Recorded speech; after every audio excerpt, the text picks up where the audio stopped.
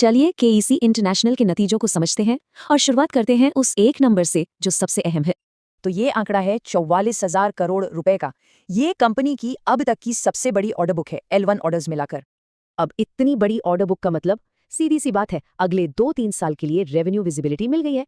दिलचस्प बात यह है कि नए ऑर्डर्स में 75% हिस्सा सिर्फ एक ही सेगमेंट यानी टीएनडी का है।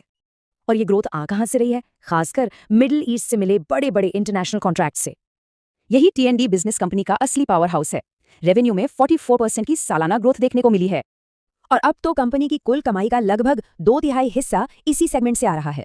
इस सेगमेंट में मार्जिन डबल डिजिट में है और ये फ्यूचर प्रूफ HVDC टेक्नोलॉजी पर भी बड़ा दाम लगा रहे हैं। और इसी दमदार परफॉर्मेंस की वजह से कंपनी का प्रॉफिट बिफोर टैक्स साल दर साल 88% बढ़ गया है। लेकिन देखिए, हर बिजनेस सेगमेंट में ऐसी ही ग्रोथ नहीं है। कुछ जगहों पर मुश्किलें भी हैं। सिविल सेगमेंट मॉनसून, लेबर की कमी और पेमेंट में देरी से जूझ रहा है। बाकी सेगमेंट्स में भी चुनौतियां हैं। अब आते हैं एक चिंता वाली बात पर, और वो है कंपनी पर बढ़ता हुआ कर्ज। ये कर्ज बड़े ऑर्डर्स, रुके हुए पेमेंट्स और लेबर की कमी जैसी वजहों से बढ़ा है। तो इन सब से निपटने के लिए मैनेजमेंट का आगे का क्या प्लान है, चलिए देखते हैं। फोकस 3 चीजों पर है: 15% रेवेन्यू ग्रोथ, 8% का मार्जिन और कर्ज को काफी कम करना। मैनेजमेंट को यकीन है कि कर्ज का पीक लेवल निकल चुका है और अब कैश फ्लो सुधरेगा। तो केईसी की कहानी के 2 पहलू साफ हैं। एक तरफ रिकॉर्ड ग्रोथ, तो दूसरी तरफ कुछ सीरियस रिस्क फैक्टर्स।